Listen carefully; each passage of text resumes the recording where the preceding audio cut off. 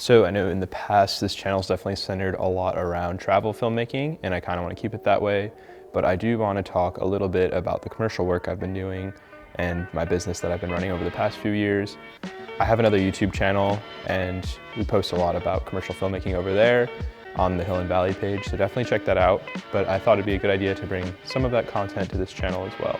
And so today I want to share with you guys a little bit about our main camera setup over there. It's a Sony FX9, and some of the accessories we have invested in to get that system up and running and make it perform to the best of its abilities. So after shooting with Sony Alpha cameras for years, we had the original A7S, we figured it was time to invest in a professional camcorder for a few different reasons. We have a bunch of videos on our Hill and Valley YouTube channel where you can dive into the reasons why we purchased the camera, what we like about it, what we don't like about it. But today I just want to stick to talking about the investments we've made to better use the camera.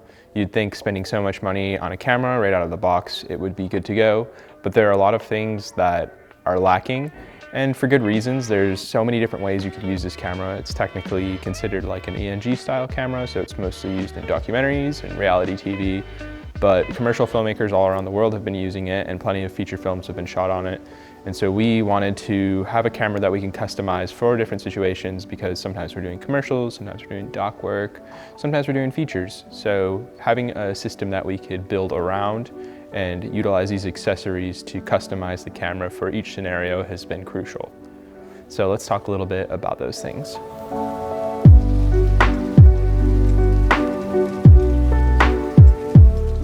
All right, so the first item I want to talk about is this shoulder pad we got from SmallRig, and this has been helpful in a few different ways. One, it acts as obviously a shoulder pad, so if we ever quickly and easily need to get into a shoulder rig setup for some handheld footage, that allows us to do this, and that's a huge thing we love about this camera, is that it's already set up to kind of be used in a shoulder rig format. And it has an integrated shoulder pad built in, but it's just not as comfortable, and it really doesn't serve the purpose it's really intended to, in my opinion. So this allows us to quickly and easily switch from going on the tripod, because it has this VCT 14 locking adapter, and we have the VCT receiver plate also from SmallRig. And so we can quickly and easily clip this onto the tripod and convert into a shoulder rig setup. It also has a Manfrotto style plate that goes in here. So if we ever just want to use it on the tripod on the quick plate and not use the VCT adapter, we can do that as well. But what this allows you to do is you can also move the camera back and forth along this rail, which changes the center of gravity, which is great for shooting on the shoulder. With that onboard shoulder pad, the one that it comes with, you can't really do that as much. You kind of more so have to counterbalance the back of the camera, but with this, you can have the camera seated a little bit further back on the shoulder pad. And it's just a little bit more comfortable and gives you a much better experience shooting shoulder rig. It can be tough because you want to have a system that has all the things you need, but it's still comfortable to be shooting on for the whole day. And the last thing that this has for us is a couple different mounting points. The most important for us are these 15mm rods on either end. And this allows us to use this as more of like a base plate and build things onto this so that the whole system will be one piece and it'll be nice and strong and sturdy. We can add a matte box to the front, a follow focus, and battery plates and video transmitters to the back, and that way it's all one system and it's nice and sturdy. We also have on the side here these RE rosettes that we can add like extension arms or any other sort of device that needs to be mounted to the camera. So the second accessory I want to talk about is this battery plate we got from Tilta. This is a V-mount plate, and it has a few different things of use to us on it. So we can slide this guy in. So as you can see, there is the plate for a V-mount battery. This also moves back and forth, which can help combat weight distribution, which is nice. It also gives you access to the actual battery port, so you can still use the OEM Sony batteries, which I love because then you have power redundancy. If a V-mount dies or goes bad, you can still be powering the camera and not have to worry about the camera shutting off mid-take and corrupting a card or anything like that. It also has a bunch of different power outputs, including I think 3 D taps out, plus the DTAP that's typically on the V-mount. So that gives you plenty of accessory ports to be powering your monitors, your video transmitter. Really any accessory you need can be run off of this one battery plate, which is awesome because oftentimes when you're working on set, you don't want to have to worry about managing all these different batteries for different devices. And you don't want to have to be worrying about things dying mid-take. So when everything can be powered off of one battery, that's usually the most ideal solution. So along with our shoulder pad, we also invested in a shoulder rig, which is composed of 2 arms, 2 handles, and a connecting 15mm rod attachment so that we can use this camera on our shoulder more easily. We can control it. And we also use the OEM handle that it came with to operate the camera with the record button. And so it allows us to capture really nice looking handheld / shoulder rig style footage. And it keeps us moving quickly and seamlessly throughout the day so we can get the shots we need without hesitation.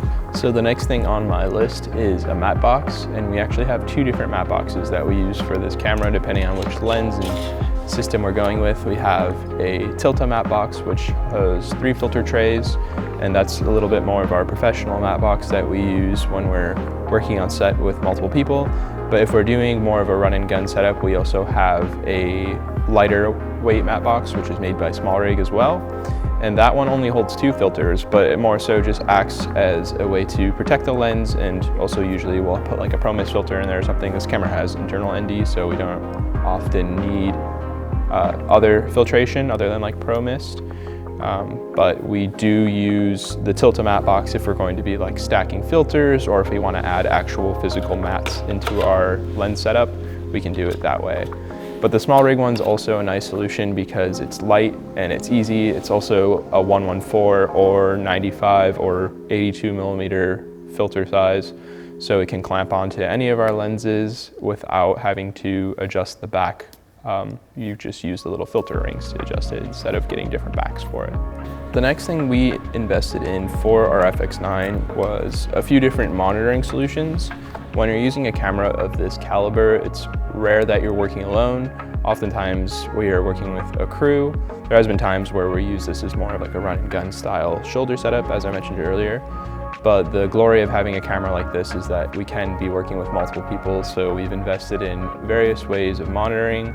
We have an on-camera monitor, which can also be used wirelessly with our video transmitter. This is a 7-inch monitor, so we'll oftentimes have this mounted on the camera for the operator to use, but we can also put it in a cage and use it as more of an AC monitor to pull focus.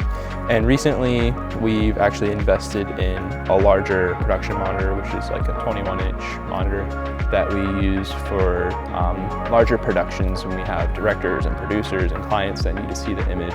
That way, we can avoid having people huddle around the camera operator and the tiny on-camera screen, and they can still see a nice big picture and see that we're capturing what needs to be captured. The other end of that we invested in was some video transmission systems. We opted to go with the Axoon Cine Eyes. It has a little bit of delay, so we don't really use it for pulling focus. We use a lot of autofocus lenses with this camera, but we use it more so as a system to transmit the image to that larger monitor for people to view the image without having to disrupt the camera operator.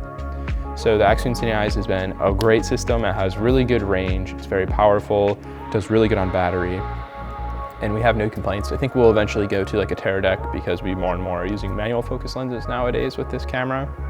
But up until late, it has been a huge help. And the other end of that would be the last thing I want to talk about, which is our wireless follow focus, the Tilta Nucleus Nano. That we purchased so that we can have the option to use cine lenses and pull focus remotely without having to have the operator worrying about focus. This way we can have somebody off-site, not directly working with the camera, still manning focus. And we've done this quite a few times with the Axoon, and it has worked for us. We aren't really usually dealing in any like high action environments, so you can do some camera movement and still pull focus with the Axoon and the Tilta Nucleus, but it's probably not ideal for a professional environment because there's a little bit more margin for error with that slight delay. But all in all, it's been a great solution, and we've loved using this camera. It has taken us quite a bit of time to get it to this state and research, just figure out what pieces we need to invest in and what's going to be the most important for us. We also recently got a PL mount adapter so that we can use more cine lenses with it. And that has been a huge help because now we can go to different rental houses and use their lenses and not have to only use Sony E-mount.